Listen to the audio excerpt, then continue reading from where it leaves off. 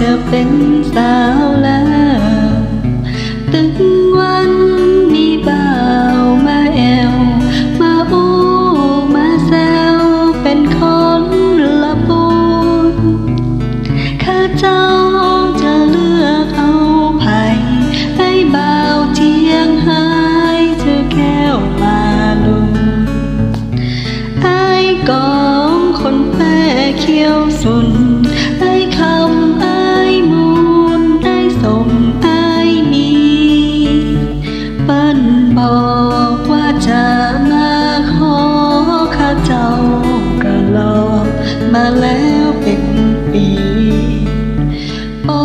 แม่ถ้าปูสลีไอ้บ่าวตัวดีหายแซบหายซอย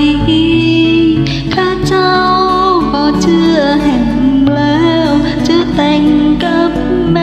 วไปอยู่ปลายดอกขายผ้าขายเพชรขายพลอยขายแหวนขายสร้อยอยู่บนดอยปุย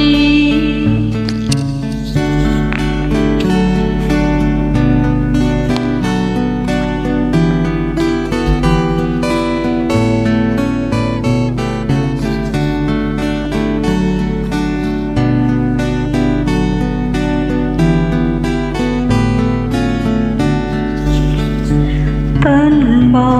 กว่าจะมาขอข้าเจ้าก็รอมาแล้วเป็นปีพ่อแม่ถ้าปูสลี